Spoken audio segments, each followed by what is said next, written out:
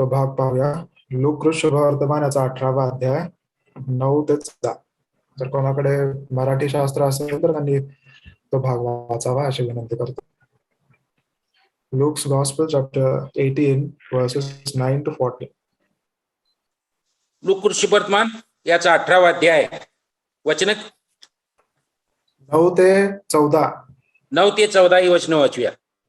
परुषी व जकातदार, आपण धार्मिक आहो असा जे कित्येक स्वतःविषयी भरवसा धरून इतर सर्वांस तुच्छ मानित होते, त्यांनाही त्याने दाखला सांगितला.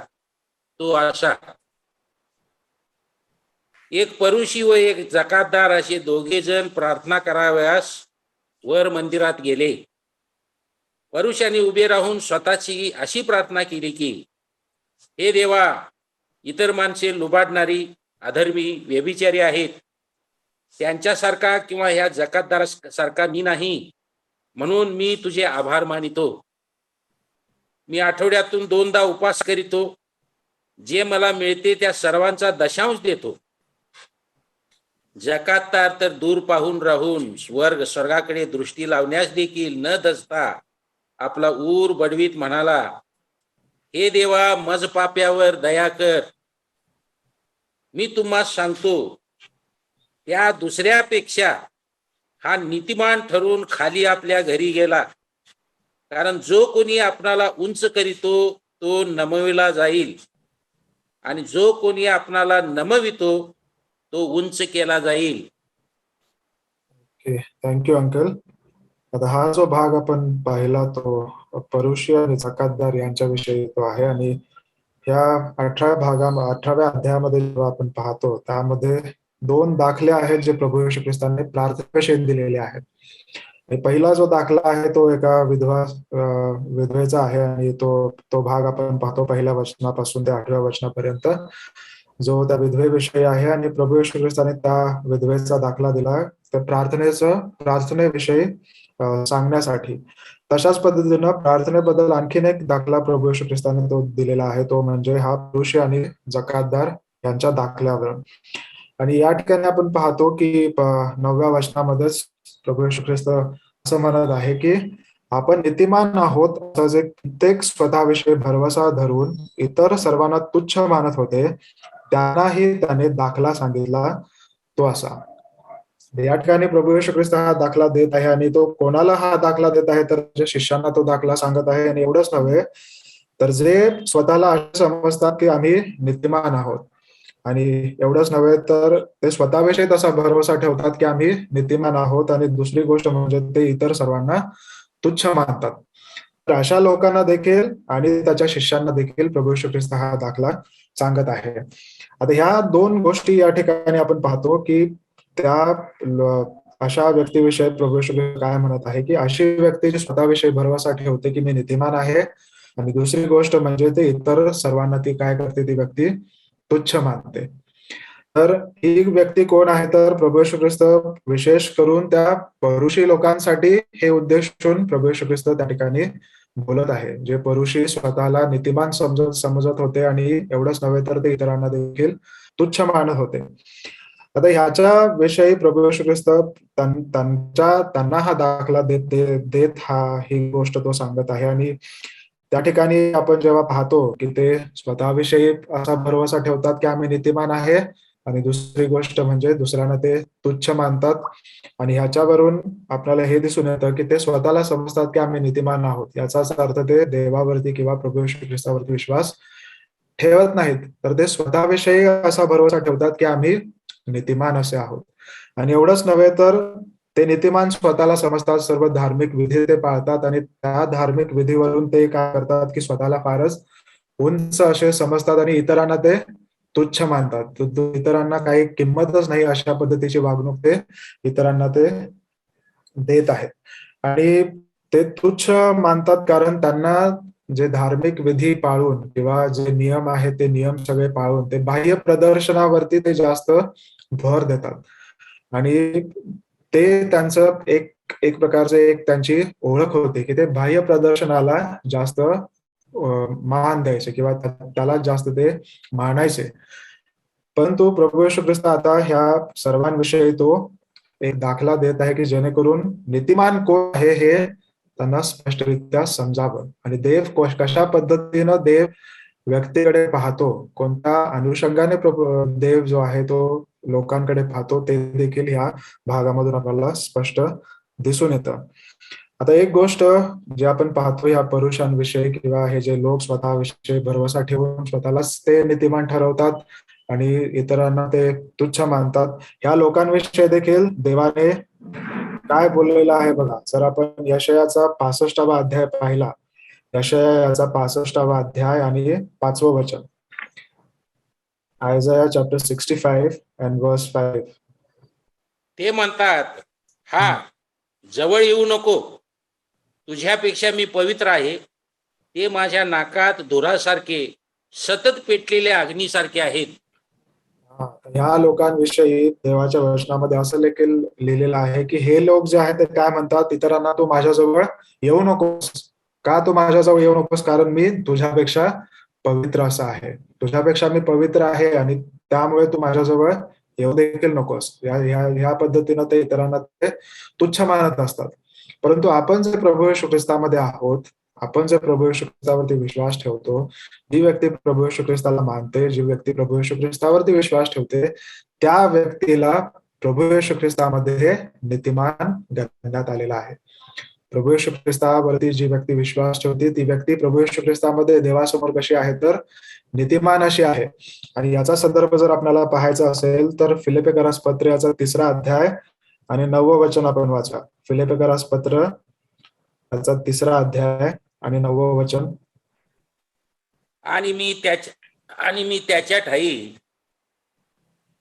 आढळावे आणि माझे नीतिमत्व माझे स्वतःचे नव्हे, म्हणजे नियमशास्त्राच्या योगे प्राप्त होणारे नीतिमत्व नव्हे, तर ते ख्रिस्तावरील विश्वासाने प्राप्त होणारे, म्हणजे देवापासून प्राप्त होणारे नीतिमत्व असे असावे. तर किती स्पष्टरित्या या वचनामध्ये लिहिलेलं आहे बघा. आणि मी त्याच्या ठाई आढळावे आणि माझे नीतिमत्व माझे स्वतःचे, म्हणजे नियमशास्त्राच्या योगे प्राप्त होणारे नीतिमत्व नव्हे, तर ते ख्रिस्तावरील विश्वासाने प्राप्त होणारे नीतिमत्व असे असावे. तर किती स्पष्टरित्या ह्या वचनामध्ये आपल्याला दिसून येतं की नियमशास्त्राच्या योगे प्राप्त होणारे नीतिमत्व नव्हे, तर प्रभू येशू ख्रिस्तावरील विश्वासाने प्राप्त होणारे नीतिमत्व. प्रभू येशू ख्रिस्तावरती विश्वास ठेवल्यावरती प्रभू येशू ख्रिस्ताचं नीतिमत्व आज आपल्याला प्राप्त होतं. प्रभू येशू ख्रिस्ताचं नीतिमत्व किंवा देवासमोर आपण कसे गणले जातो तर नीतिमान गणले जातो. आणि हे जे आहे, किंवा अजून एक संदर्भ जर आपण वाचू तर पहिले करंथीकरास पत्र याचा 1ला अध्याय आणि 30वं वचन आपण वाचूया. करंथीकरास पहिले पत्र याचा 1ला अध्याय आणि 30वं वचन. यासाठी की जो अभिमान बाळगतो त्याने परमेश्वराविषयी तो अभिमान बाळगावा, या शास्त्रलेखाप्रमाणे व्हावे. आणि त्याच्या आधीचं वचन, त्याच्याकडून तुम्ही ख्रिस्त येशूमध्ये आहात, तो देवापासून आपल्याला ज्ञान, म्हणजे नीतिमत्व आणि पवित्रीकरण व खंडणी भरून प्राप्त केलेली मुक्ती असा झाला आहे.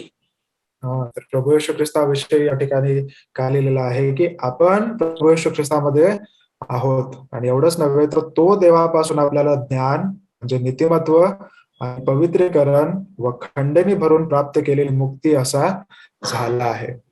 तर प्रभू येशू ख्रिस्तामध्ये जे आहेत ते नीतिमान असे आहेत. प्रभू येशू ख्रिस्तामध्ये जे आहेत, प्रभू येशू ख्रिस्तावरती जे विश्वास ठेवतात ते नीतिमान असे देवासमोर गणलेले आहेत. आणि ते लोक स्वतःविषयी किंवा स्वतःविषयी तसा भरवसा ठेवत नाहीत की मी नीतिमान आहे, किंवा नियमशास्त्र पाळून किंवा धार्मिक विधी पाळून ते स्वतःविषयी असं कधीच मानत नाहीत. तर उलट ते कसे असतात तर ते नम्र असे राहतात, कारण ते नीतिमत्व जे मिळालेलं आहे ते प्रभू येशू ख्रिस्तामध्ये, प्रभू येशू ख्रिस्ताच्या द्वारे ते नीतिमत्व त्या व्यक्तीला प्राप्त झालेलं आहे. आणि आणखीन एक संदर्भ जर आपण वाचायचा झाला तर 2 कोरिंथ याचा 5वा अध्याय आणि 21वं वचन आपण वाचूया. 2 कोरिंथ 5वा अध्याय 21वं वचन. ज्याला पाप ठाऊक नव्हते त्याला त्याने तुमच्या करिता पाप असे केले, यासाठी की आपण त्याच्या ठाई देवाचे नीतिमत्व असे व्हावे. तर या ठिकाणी देखील आपण वाचतो की हे नीतिमत्व जे आपल्याला प्रभू येशू ख्रिस्तामध्ये प्राप्त होतं, जे आपण प्रभू येशू ख्रिस्तामध्ये नीतिमान असे ठरवले जातो. नीतिमान याचा अर्थ देवाच्या दृष्टीने योग्य असा जो ठरला जातो, ते कसा आपल्याला प्राप्त झालेला आहे.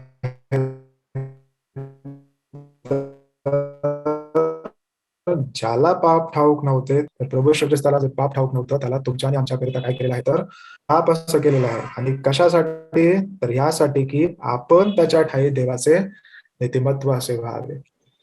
तर हे बाह्य प्रदर्शनाने किंवा धार्मिक विधी पाळून किंवा नियम जे आहेत ते पाळून तशा पद्धतीनं नीतिमत्व किंवा नीतिमान आपण ठरत नाही, तर प्रभू येशू ख्रिस्तामध्ये जे आहेत, प्रभू येशू ख्रिस्तावरती जे विश्वास ठेवतात, त्यांना ते नीतिमत्व देवाकडून प्राप्त होतं.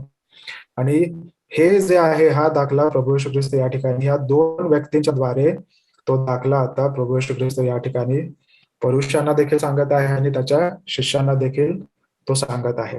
आणि परत एकदा आपण त्या लुकाच्या पुस्तकाकडे वळूया. लूक शुभवर्तमान 18वा अध्याय आणि 9व्या वचनापासून पुढं. तर 9व्या वचनामध्ये आपण पाहिलं की आपण नीतिमान आहोत असा जे कित्येक स्वतःविषयी भरवसा धरून इतर सर्वांना तुच्छ मानत होते, त्यांनाही त्याने दाखला सांगितला. आणि त्यावरून आपल्याला हे दिसून येतं की आपण जे प्रभू येशू ख्रिस्तावरती विश्वास ठेवतो, ते आज आपण देवामध्ये नीतिमान असे आहोत.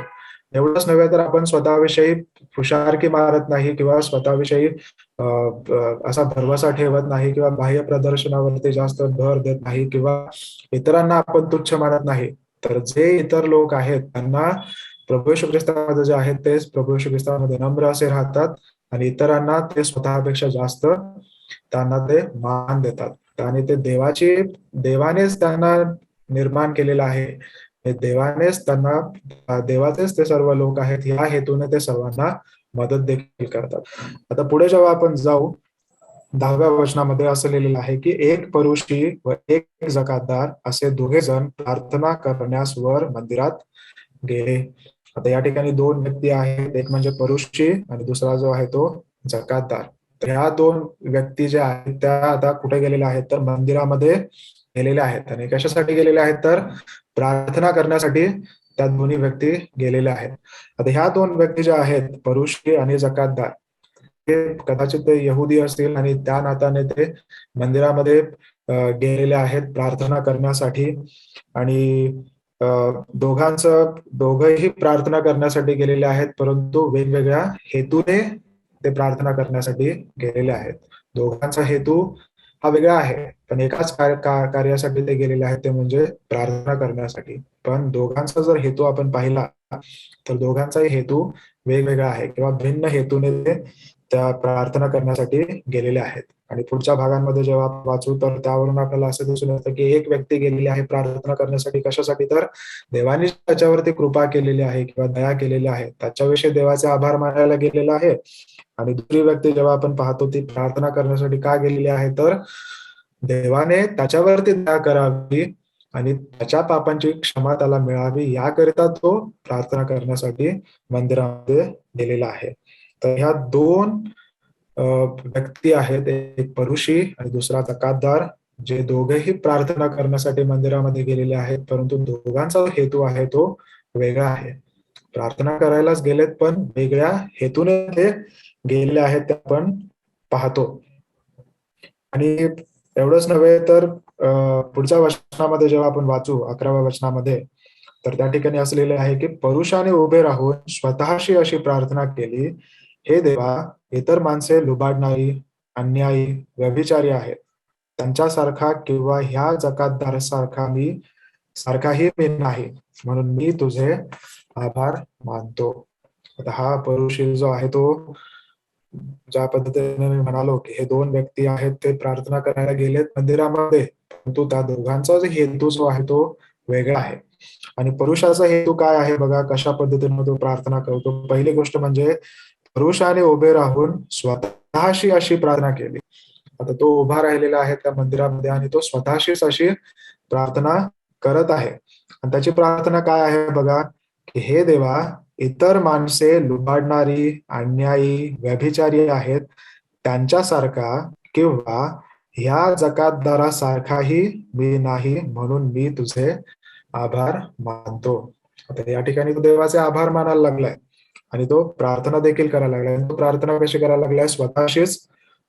स्वतःशीच उभे राहून स्वतःशीच तो अशी प्रार्थना त्या ठिकाणी करताना आपण पाहत आहे.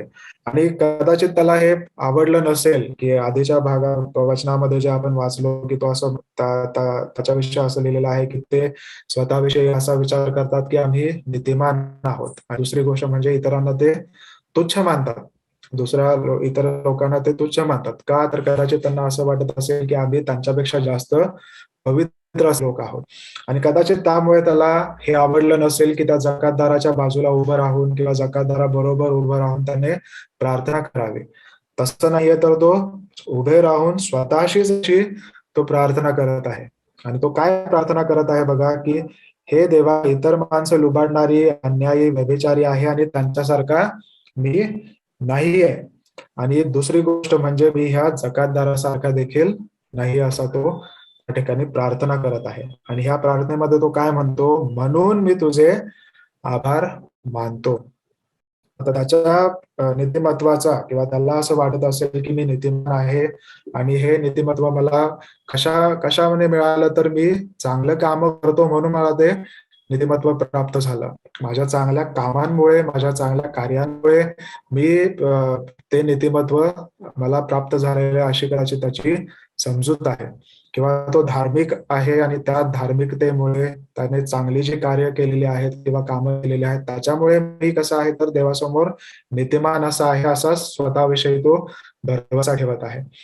आणि ह्याच्यामधून 2 गोष्टी आपल्याला दिसून येतात. पहिली गोष्ट जी ह्या वचनामध्ये दिसून येते ती अशी, की तो म्हणत आहे, की मी लुबाडणारा नाहीये, मी काही अन्यायी माणसासारखा नाहीये किंवा मी काही व्यभिचारी मनुष्यासारखा नाहीये. याचा अर्थ काय? मी इतर लोकांना त्रास देत नाही. मी इतर लोकांना त्रास देत नाही म्हणजे मी त्यांना लुबाडत नाही किंवा मी त्यांच्यावरती अन्याय करत नाही किंवा मी कोणता व्यभिचार किंवा पाप हे करत नाही. आणि एवढंच नव्हे, तर मी त्या जकातदारासारखा देखील नाहीये. त्या इतर लोकांसारखा जे जे ते नियम पाळत नाहीत किंवा धार्मिक विधी पाळत नाहीत, त्यांच्यासारखा मी बिलकुल नाहीये. आणि ह्या सगळ्यांसाठी तो काय करत आहे, की म्हणून मी तुझे आभार मानतो. आता ह्या गोष्टीवरून तर एक गोष्ट आपल्याला दिसून येते, की तो या सगळ्या गोष्टींचं श्रेय कोणाला देत आहे? तर देवाला तो श्रेय देत आहे. तो स्वतःविषयी अशी खुशारकी मारत नाही, की मीच चांगलं काम केलं म्हणून मी खूपच नीतिमान आहे. तर मी इतर लोकांना त्रास देत नाही, म्हणजे मी लुबाडत नाही, मी अन्याय करत नाही म्हणून मी काय करत हे कोणामुळे तो करू शकत नाहीये, तर देवामुळे करत नाही, असं तो कबूल त्या ठिकाणी करत आहे. आता या ठिकाणी जर आपण पाहू, तर त्याचं सगळं श्रेय जो आहे, की तो चांगले कार्य जे करतो, तो कोणाला श्रेय देत आहे? तर देवालाच तो श्रेय देत आहे आणि देवाचे तो आभार देखील मानत आहे. तो स्वतःच्या विषयी काय म्हणतात त्याला, की स्वतःविषयीच मोठेपणा किंवा स्वतः मी नीतिमान ठरलो किंवा माझ्यामुळेच मी हे चांगले कामं करतो किंवा माझ्या चांगल्या स्वभावामुळेच मी इतरांना त्रास देत नाही, असा तो विचार करत नाही. तर तो काय करत आहे? तर देवाचे आभार मानत आहे. ह्या गोष्टीवरून तरी ह्या मनुष्याकडून तरी एक गोष्ट दिसून येते, की ह्या सगळ्या गोष्टींसाठी तो देवाचे आभार तरी मानत आहे. देवाचे आभार मानत आहे म्हणजे देवाविषयी सगळं ज्ञान त्याला आहे, परंतु फक्त धार्मिक गोष्टींमध्ये किंवा बाह्य गोष्टींकडेच त्याचं लक्ष अधिक आहे. आणि स्वतःविषयीच तो काय म्हणत आहे, की मी नीतिमान असा आहे. देवावरती भरवसा न ठेवता तो स्वतःलाच असं कबूल करत आहे, की मी नीतिमान आहे आणि आणि जे काही चांगली कामं तो करतो, त्यामुळे तो देवाचे आभार देखील मानत आहे. तर ह्या गोष्टीवरून हे दिसून येतं, की त्याच्या प्रार्थनेमध्ये तो देवाला तर श्रेय देत आहे आणि त्याच्या प्रार्थनेमध्ये तो देवाबद्दल उल्लेख देखील करत आहे. परंतु ह्या लोकांसाठी किंवा अशा व्यक्तीसाठी किंवा अशा प्रार्थनेसाठी देव एक शब्द वापरतो, तो म्हणजे ढोंगी. की त्यांना देवाविषयी ज्ञान असतं, पण तरी सुद्धा ते देवाच्या वचनाप्रमाणे करत नाहीत. वरून देवाला ते हाक मारतात, देवाविषयी त्यांना ज्ञान असतं, देवाचे ते आभार मानतात, परंतु देवासमोर ते कसे आहेत? तर ढोंगी असे आहेत. आणि ह्याच्या उलट जर आपण पाहू दुसऱ्या व्यक्तीविषयी, पण त्याच्या आधी आणखीन एक गोष्ट तो काय म्हणतो बघा. हा तरी म्हणत आहे की मी इतर लोकांना त्रास देत नाही म्हणून, आणि त्या जकातदारासारखा पण मी नाहीये म्हणून मी देवा काय करतो, तुझे आभार मी मानतो. आणि दुसरी गोष्ट तो काय म्हणतो बघा 12व्या वचनामध्ये, मी आठवड्यातून 2दा उपवास करतो, जे मला मिळते त्या सर्वांचा दशांश देखील देतो. काय काय काय करतो ह्याच्याविषयी तो सांगत आहे. तो काय सांगत आहे, तर मी काय करतो तर 2दा उपवास करतो. आणि हे जे आहेत हे कशाविषयी तर आहे, कशाविषयी आहे तर तो धार्मिकतेविषयी, धार्मिकता जी स्वतःला तो समजून घेत आहे की मी धार्मिक आहे, ते कशावरून तो ठरवत आहे की मी 2 वेळेस उपवास करतो, आणि दुसरी गोष्ट म्हणजे जे मला मिळते त्या सर्वांचा दशांश देतो, असं देखील त्याची समजूत आहे.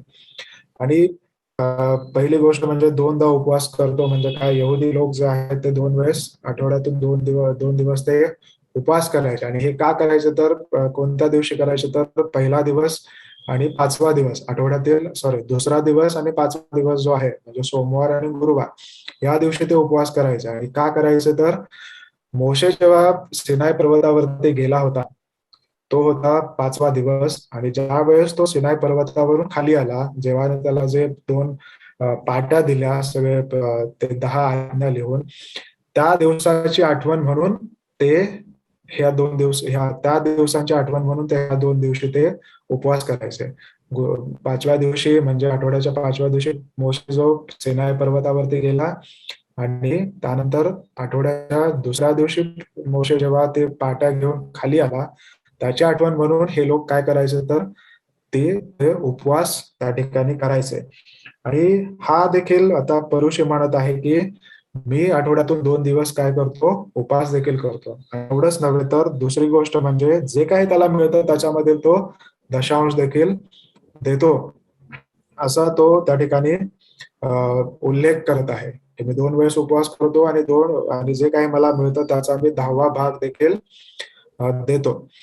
या ठिकाणी त्याला असं कदाचित वाटत आहे की हे जे धार्मिकता मला मिळालेली आहे, ती कशामुळे मला मिळालेली आहे, तर पहिली गोष्ट म्हणजे मी उपवास करतो म्हणून आठवड्यातून 2 दिवस, आणि दुसरी गोष्ट म्हणजे की मला जे काही प्राप्त होतं त्यापैकी मी 10वा भाग किंवा दशांश मी देतो.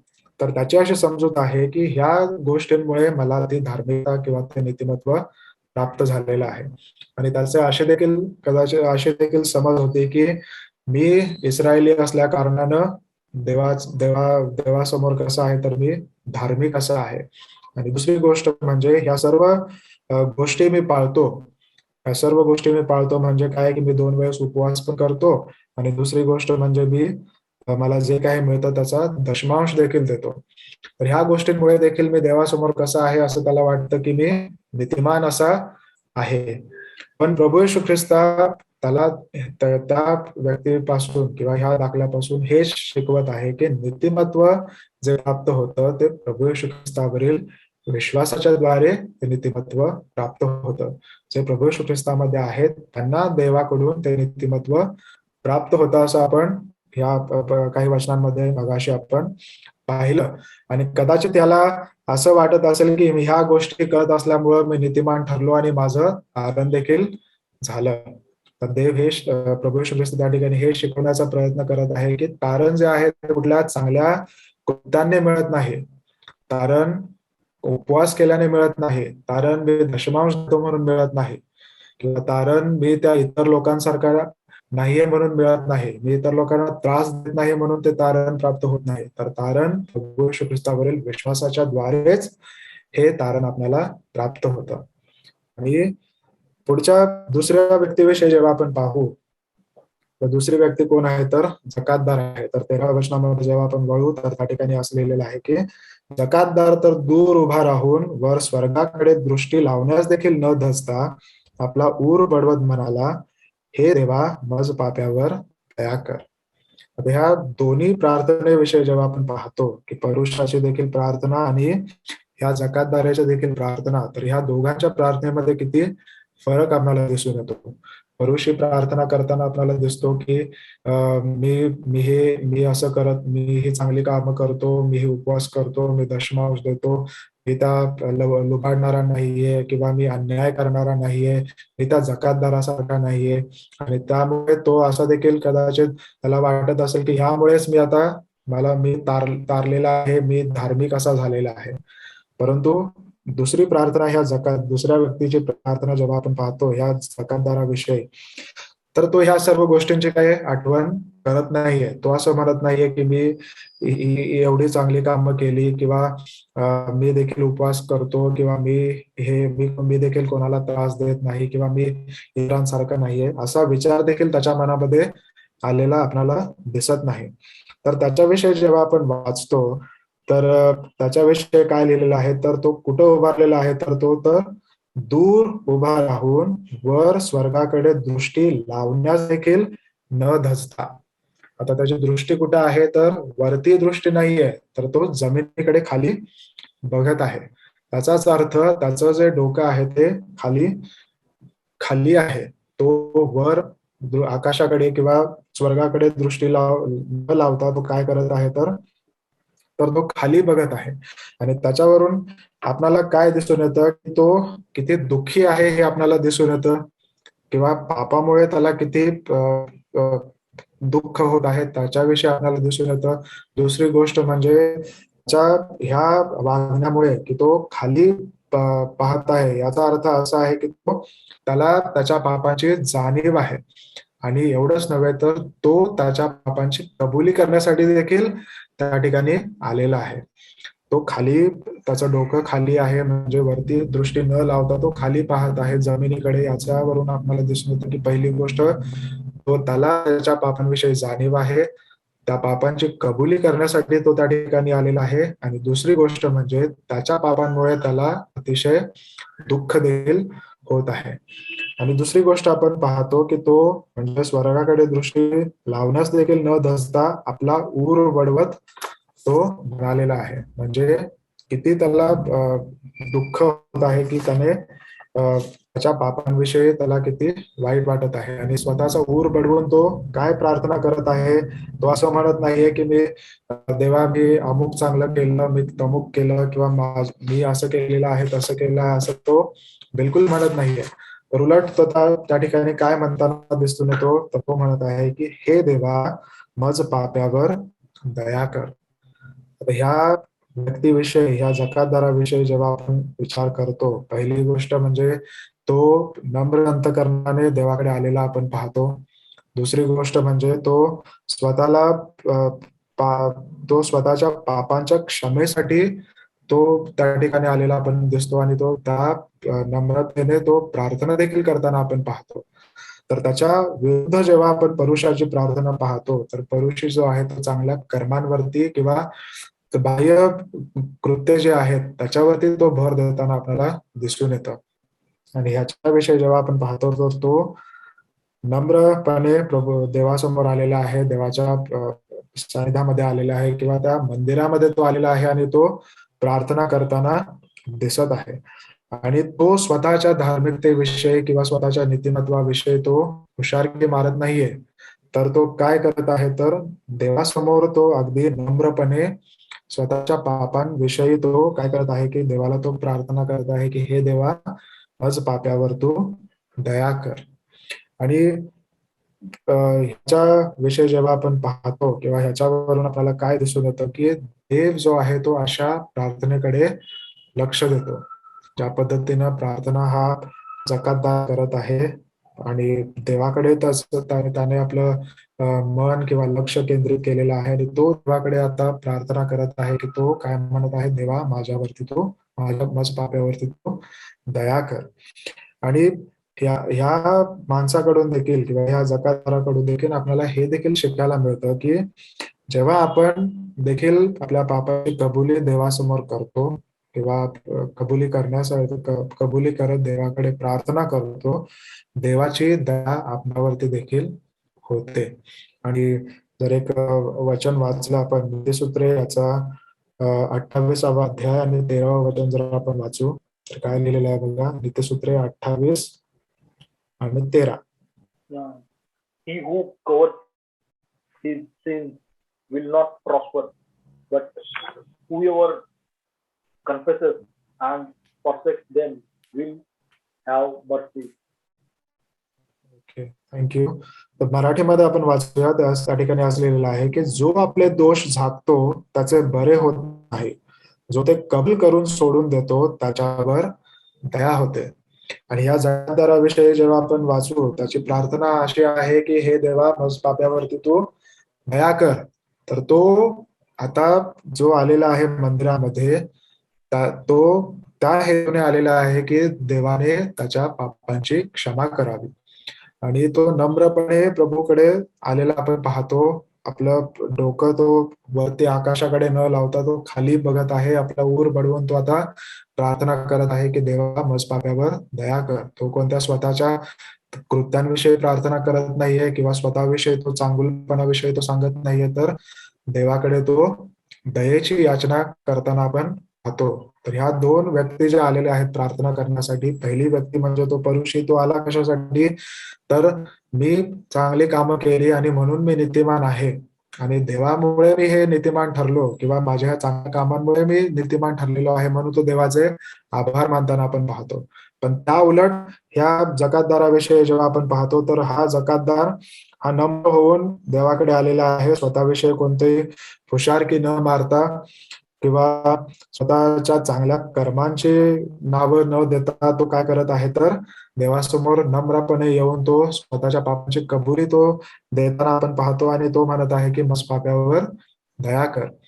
तर हा जकातदार हे सगळं करण्यासाठी किंवा ही कबुली करण्यासाठी तो तयार होता आणि तो कुठल्याही ठिकाणी जाऊन कोणासमोरही जाऊन तो आपल्या पापांची कबुली देण्यासाठी तयार असा होता.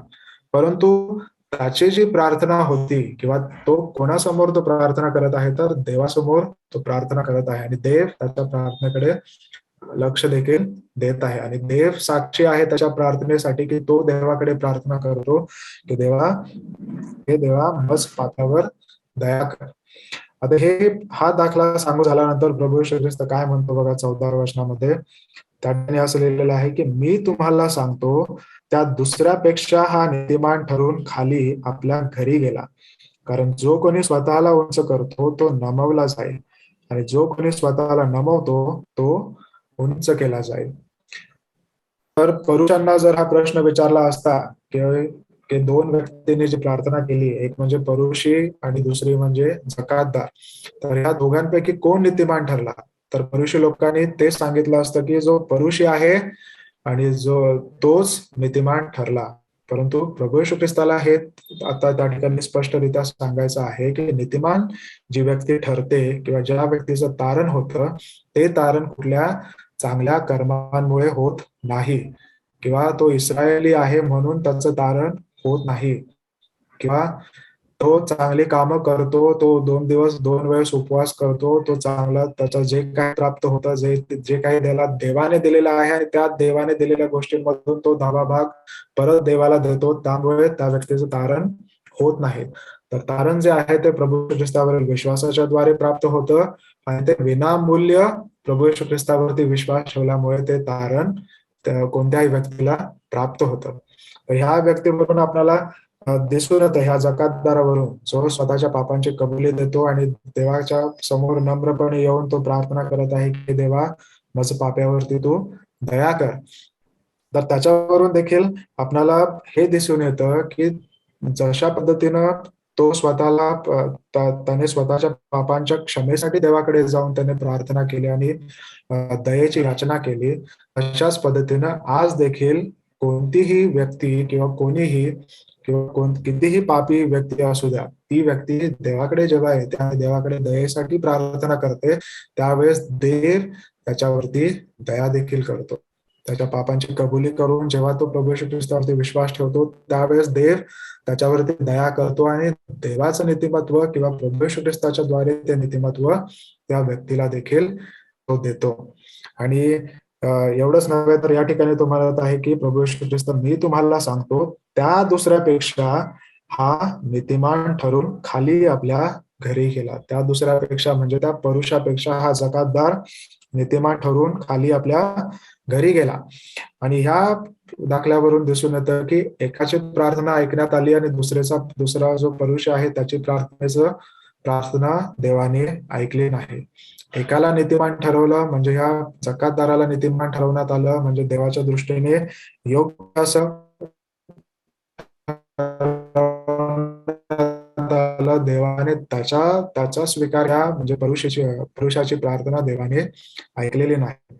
आणि एवढंच नव्हे तर नीतिमत्व जे आहे ते नीतिमत्व कोणाला मिळालेलं आहे, जो स्वतःचे दोष कबूल करतो त्याला देव काय करतो, त्याच्यावरती दया करतो. ह्या दाखल्यावरून आपल्याला देखील आज हेच उत्तेजन मिळत आहे की जर आपणामध्ये कोणी असं असेल की ज्यांच्या पापांची क्षमा झालेली नसेल आणि कितीही पाप असू द्या आपल्या जीवनामध्ये, तर प्रभू येशू ख्रिस्तावरती जेव्हा विश्वास ठेवतो, प्रभू येशू ख्रिस्ताकडे नम्र अंतकरणाने जेव्हा येतो, पश्चाताप रूपी जेव्हा ती व्यक्ती प्रभू येशू ख्रिस्ताकडे येते आणि त्यावेळेस देव त्याच्यावरती देखील दया करतो आणि त्याला ते धारण किंवा ते नीतिमत्व देखील प्राप्त होतं.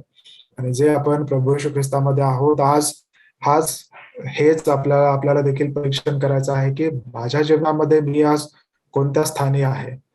प्रभू येशू ख्रिस्तामध्ये आज मी कसा आहे. मी देखील फक्त जे विधी आहेत किंवा ते करायचं आहे म्हणून त्या पद्धतीने करत आहे किंवा नम्रतेने प्रभू येशू ख्रिस्ताकडे येऊन माझ्या प्रार्थना ज्या आहेत त्या प्रभू येशू ख्रिस्ताकडे येऊन मी प्रार्थना करत आहे. तर ही गोष्ट देखील आज आपल्याला ह्या गोष्टीवरून दिसायला किंवा शिकण्यासाठी दिसून येते. कितीही पापाचं ओझं जरी असलं परंतु प्रभू येशू ख्रिस्तामध्ये ते ओझं प्रभू येशू ख्रिस्त ते पापांचं ओझं काढून टाकतो आणि प्रभू येशू ख्रिस्त आपल्याला नीतिमान असं ठरवतो.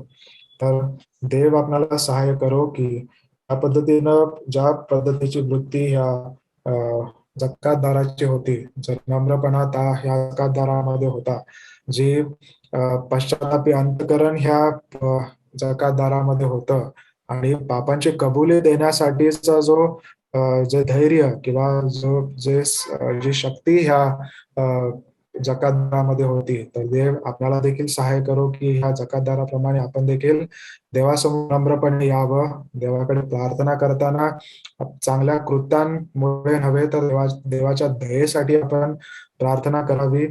आणि एवढंच नव्हे तर त्याच्यामध्ये नम्र राहून इतरांना आपण तुच्छ न मानता इतरांवरती देखील आपण देवाचे निर्मिती आणताना इतरांमध्ये देखील आपण प्रीती करावी. याकरिता देव आपल्या सर्वांचं सहाय्य करो.